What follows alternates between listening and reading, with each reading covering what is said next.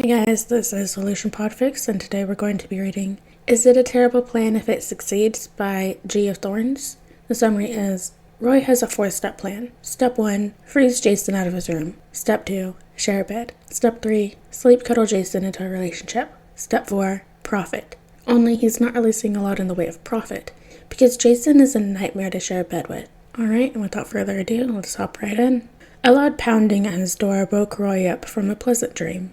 He rolled clumsily out of bed, grabbing a crossbow from beside the door. They were on a spaceship, and it had to be one of his teammates, but maybe it never hurt to be combat ready. Though he had a good feeling he knew what this was about. On the other side of the door was Jason. He was bundled up in several layers and still shivering. His lips were even tinged blue. He had lasted longer than Roy had guessed. Temperature is broken. Jason stuttered around the shivers racking his body. All the rooms east of yours. Shit, well, come in and warm up. I'll go look at it, Roy said, ushering his friend into his room. Jason dozed straight for the bed, settling in the warm spot Roy had left behind and cuddling in. Roy sauntered down to the atmospheric control panels, and he looked it over, just for the appearances of it all. He knew the problem. The processor in control of the eastern hallway had been shimmied loose, and light soot rubbed on it to make it look blown. Jason wouldn't know what he was looking for, but Roy wanted to make it look good. The easy way was to wipe the processor off and plug it back in, and boom, heat. But that would ruin the plan. He dawdled for a few minutes, then returned to his room. Yeah, looks like the Atmo processor blew.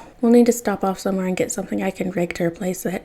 Good news is that it's only affecting the east corridor, Roy said to Jason. The other man had stopped shivering and had removed a layer, so... My corridor, Jason sighed. Roy smiled at him softly. You're welcome to stay here, buddy. The bed's big enough to share. Jason looked at the double bed and then at the both of them incredulously. I can make a pallet on the floor, he said, but Roy had known he'd be stubborn. No way. You'll never get sleep down there. Plus, you got your shoulder fixed from that dislocation. You need to baby it for a while. I can sleep on the floor, Roy said, knowing Jason would never allow that. No, of course not, dude. We can share. It can't be that bad, Jason argued, like Roy knew he would. Roy struggled to look thoughtful for a moment before he gave in. Alright, scoot over, then we can still have some time before we need to get up. Things were going beautifully according to plan. Step 1, freeze Jason out of his room. Step 2, share a bed. Step 3, sleep cuddle Jason into a relationship. Step 4, profit. Right now, Roy was not getting any of that profit. All he was getting were a colorful array of bruises on his legs. Jason was a sleep kicker and a sleep wiggler. There was no cuddling happening. Every time Roy slipped an arm around Jason, the man lashed out.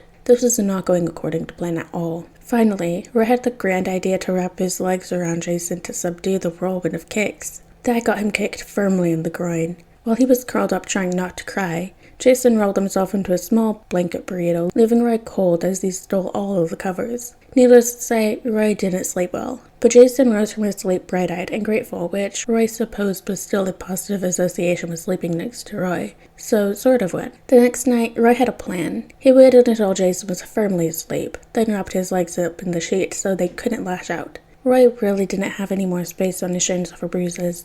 Jason had been extremely apologetic when he found out what he'd done. He'd offered to see if Corey would share with him, but Roy had rushed to reassure him that it was fine. With Jason partially restrained, Roy curled up around him, feeling more content than he'd ever felt before, and drifted off to sleep. He woke up a few hours later because he felt damp. What the hell?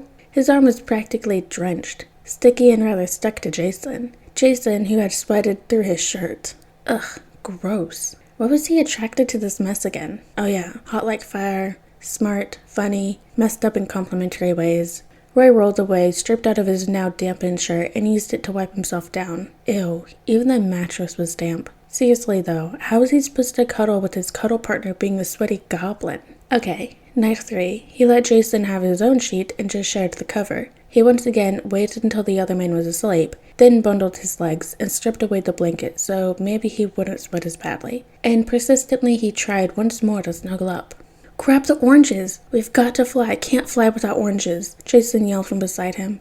Roy jackknifed up in the bed, startled as fuck. Oranges for what? He asked urgently. No pico de gallo, please. I hate avocados, Jason answered. His eyes were closed. The fucker was talking in his sleep. Roy's heart rate finally went back to normal, and he sunk back into the bed.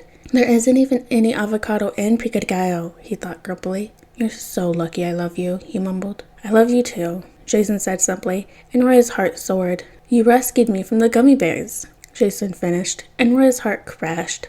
He was still sleeping.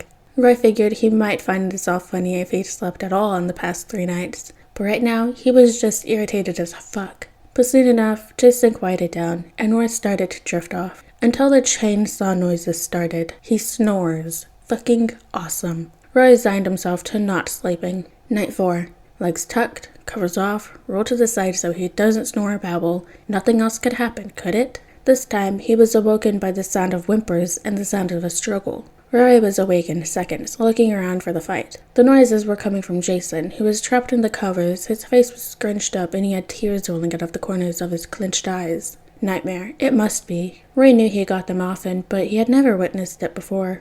Roy ripped the sheet off him to free his limbs, intending to hold him and try and wake him up gently. That didn't happen. Jason struck out with his newly freed arm and punched Roy directly in the eye. Fuck! He yelled, starting Jason out of his sleep. What happened? Jason asked, alert and ready to fight. Nightmare, Roy mumbled from behind the hand clutching his eye. Jason looked him over. Oh shit, did I do that? Jason asked, pointing to Roy's swelling eye. Yes, you did. Okay, you know what? I'm done. Roy jumped up and strode to the control room, Jason following after him, apologizing. No, Roy said, holding up a hand. Listen, it's not your fault. I'm not mad, just stupid.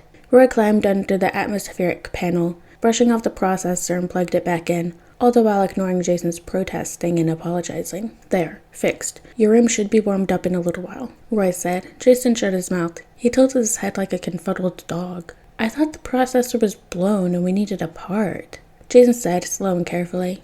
I did it. I broke it. I made sure it would be an easy fix, Roy confessed, still tired and not really thinking. Why would you do that? Jason asked. I had a plan. Share a bed, cuddle a lot, you'd fall in love, dating, marriage, whatever. But Jason, you're impossible to sleep with. You kick, you sweat, you snore, you talk, and apparently your nightmares are violent, Roy ranted. Jason looked at him slack-mouthed and shocked. You want to date me? Was that really all he got out of that? Yes, I want everything with you, Roy said, fed up and tired. Suddenly, Jason was right in front of him. Roy braced himself for yelling, or possibly another punch. Instead, Jason gently tilted his head back. He placed a kiss under Roy's swollen eye, then his lips, soft as a butterfly wing brushing you. Roy was stunned. He must have stood there staring at Jason forever, not sure if he just imagined that happening.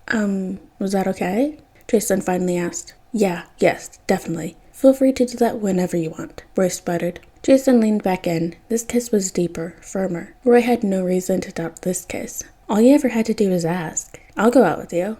Jason breathed against his lips. Roy couldn't help his wide smile. The plan succeeded, in a terrible way, but it had succeeded. Alright guys, and that's the end of Is It a Terrible Plan If It Succeeds by G of Thorns. I hope you guys like this one, and I'll see you in the next video.